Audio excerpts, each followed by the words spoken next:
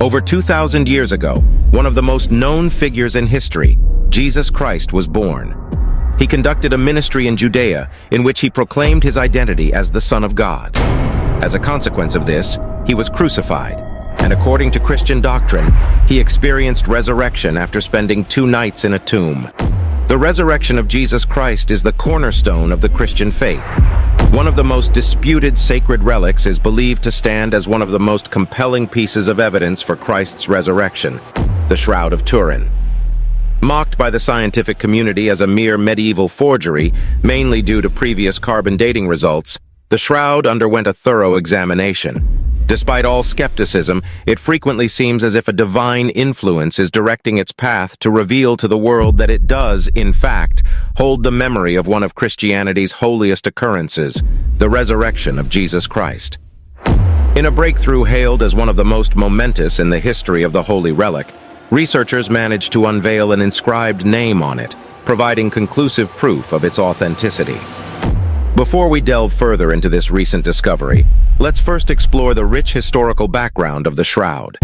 In the Gospel of John, we find a reference to the burial clothes left in the tomb, and it appears that these garments played a pivotal role in John's belief in Jesus' resurrection. It's believed that the Shroud of Turin may have been used to envelop the body of Jesus Christ upon his resurrection. Given the ongoing questioning of the Shroud of Turin's authenticity, providing a definitive history for it is also a challenging task. The first documented historical reference to the shroud appears in a text from 1389, which recounts a public exhibition of the shroud in 1355 in Lirey, France, by a French knight named Geoffrey de Charny. Nevertheless, it faced resistance even from within the church.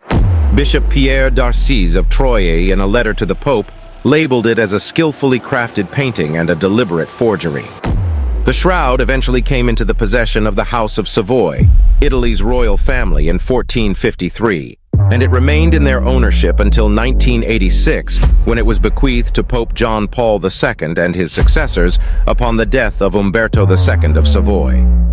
Starting in 1464, the shroud found a home in a dedicated chapel in Chambéry, nestled in the French Alps. A significant event occurred there on December 4, 1532, when a fire damaged the shroud, leading some to speculate that this incident may have influenced the controversial results of the 1988 radiocarbon dating of the material. In 1578, this relic discovered its sanctuary within the royal chapel of the Cathedral of San Giovanni Battista in Turin, Italy. Subsequently, it gained widespread recognition as the Shroud of Turin. The shroud is truly extraordinary, presenting a 3-dimensional rendering of an entire human form. This burial fabric exhibits exceptionally detailed, life-size depictions of a crucified man, unlike any other artifact in the world. This image is believed to depict none other than Jesus Christ himself.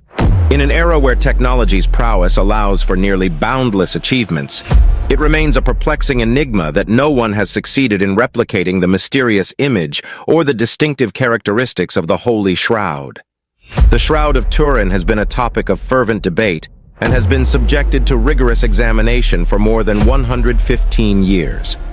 Nevertheless, the weight of substantial findings leans towards its association with Jesus Christ. You might remember the carbon dating tests from 1988 that were initially used to challenge its authenticity.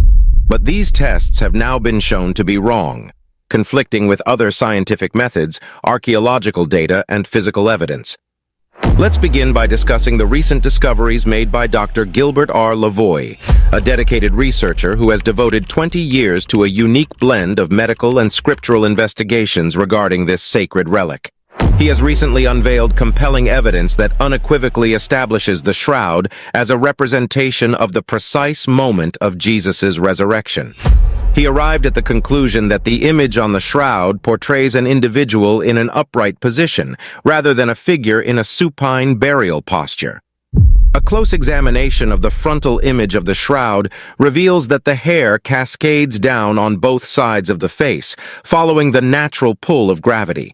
This same gravitational principle holds true when scrutinizing the back image, where the hair flows over the shoulders and descends down the back, perfectly in sync with the posture of an upright individual. The pivotal factor here is the force of gravity, which profoundly influences not only the behavior of the hair, but also the overall appearance of the body when it transitions from an upright position to a supine one. This revelation was substantiated through a series of experiments in which an unclothed individual reclined on his back atop a glass surface. Illustrated by the artist's renditions, it becomes evident how the man's hair naturally flows backward and lies flattened against the glass. Moreover, there is a noticeable compression in the anatomical contours of the back, buttocks, and lower legs. The image on the shroud is expected to match the traditional supine burial position that has been widely assumed. Nevertheless, the actual depiction of the shroud contradicts this anticipated alignment. Instead, it presents an anatomical form closely resembling that of an upright individual. The flowing hair and the bodily configuration of the man imprinted on the shroud undeniably reflect the stance of an upright person. Moreover, the figure on the shroud isn't shown as if he's standing or resting on anything. He seems to be floating, which raises the question, why does he appear suspended in mid-air? The answer to this mystery might well be rooted in the Holy Bible. This striking visual representation serves as a profound testament to the resurrection of Jesus. Furthermore, numerous discoveries on the shroud provide compelling evidence for its association with the image of Jesus Christ. An illustrative instance is the research conducted by Dr. Joseph Kolbach, who identified limestone containing dirt on the shroud. This limestone was just like the kind found in the tombs of Jesus in Jerusalem. It's called Jerusalem limestone, and it's mainly from Jerusalem. What's interesting is that the limestone on the shroud looked a lot like a sample from the Damascus Gate, which is close to Golgotha. This suggests that the person on the shroud probably walked around Jerusalem before being crucified. Moreover, the image on the shroud appeared to vividly capture the marks of the hardships and injuries that Jesus Christ experienced on the path to his ultimate sacrifice, the crucifixion. Abrasions on both shoulders suggest the strain of carrying a heavy, rough object like a cross, while abrasions on one knee imply that the man fell, leaving traces of dirt. Other areas on the shroud show a mixture of soil and blood, indicating that he hit his head on the ground during his fall to his knees. There were marks like thorns on the head, as if a crown of thorns had been pressed onto it painfully. The wrist wound on the shroud seems to be around the size of a 1 square centimeter square. Interestingly, in Rome, there's a church called the Holy Cross of Jerusalem that houses relics discovered by Saint Helen, Emperor Constantine's mother. Among these relics, there's a nail believed to have been used in crucifixions, and astonishingly, it measures precisely 1 square centimeter in size. The Shroud of Turin also displays a distinctive elliptical wound on the side, roughly 2 inches in width, a dimension that corresponds to the size of a Roman spear. The depiction on the shroud further reveals a separation between the red blood and clear blood serum, a phenomenon commonly observed when an individual has succumbed to death and sustained a wound. This separation results in the distinct discharge of both blood and water from the side wound, a detail explicitly mentioned in the Gospel of John. These specific characteristics align with only one account in history, pertaining to a singular individual. The most touching part was the stains on the shroud, thought to be his blood. People said these stains were special reminders of the sacrifice made for humanity by Jesus. These details collectively add to the compelling evidence of the shroud's authenticity and the sufferings endured by the individual it represents. Additionally, the shroud contained traces of 49 different types of pollen. Out of these, 33 were only found in plants from Palestine, and 3 were unique to Jerusalem. This botanical evidence strongly indicates that the shroud likely came from a time between March and April. It's even possible that one of these plants was used to make the crown of thorns. Physicists John Jackson and Eric Jumper had an interesting idea about the faint marks over the eyes of the man on the shroud. They thought these marks might be coins, possibly used in Jewish burials during the 1st century. What's fascinating is that these coins were very similar in size to the ancient coins used in the era of Pontius Pilate, from 2 BC to 33 AD. Moreover, the shroud's dimensions are remarkably close to an old measurement standard, measuring 2 by 8 cubits.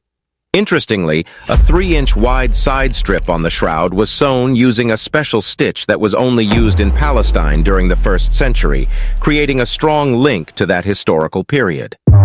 Common depictions of crucifixion often show individuals being nailed through their palms, but archaeological findings challenge these portrayals from the Middle Ages.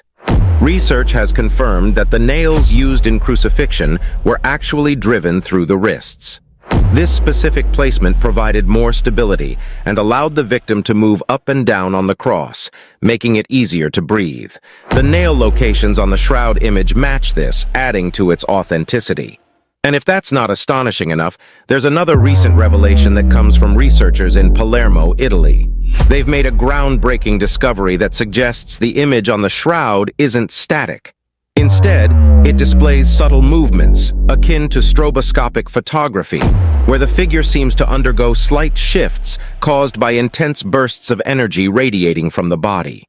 This adds an extra layer of fascination and enigma to the already captivating tale of the Shroud of Turin. The research outcomes unveil that the figure on the shroud is presented in different poses, indicating that the hands, feet, and chest exhibited movement in sync with the individual's breath. This revelation strongly implies the depiction of Jesus' resurrection on the Shroud of Turin. Nonetheless, the most substantial revelation pertaining to the shroud has emerged from a Paris-based organization, the International Center of Studies on the Shroud of Turin. Concealed within the fabric, researchers from this institution have unveiled astonishing findings, inscriptions that defy easy explanation. It can be observed that beneath and to the sides of the chin, there are 3 distinct and evenly spaced lines where no image appears. These scientists carefully broke down the official shroud photos into many small squares, gave each square a level of brightness, and then used a program to analyze them visually. As a result, a set of letters gradually emerged, written in both Latin and Greek. These inscriptions reference Jesus, and one side bears the word Nazarene. The prevailing theory suggests that the text was inscribed on a separate document by a scribe and then affixed to the shroud over the face, a practice intended to aid relatives in the proper identification and burial of the deceased. The composition of the ink employed during that period could have facilitated the transfer of the writing onto the linen. Importantly, this inscription procedure did not interfere with the technique used to generate the image on the shroud. According to researchers, this discovery effectively rules out the chance of the text originating from medieval times. They argue that even during that era, no Christian, not even a forger, would have referenced Jesus without recognizing his divine nature. Failing to do so would have carried the peril of being labeled a heretic. The improved images of the excerpted words have also been shared with other specialists, and they agreed that the writing style was consistent with the typical script from the Middle East during the 1st century, which corresponds to the time of Jesus. This unquestionably verifies that the person imprinted on the shroud is indeed none other than Jesus, who selflessly gave his life for our salvation. This raises a significant question. Just how crucial is the narrative of Jesus' resurrection to Christian believers?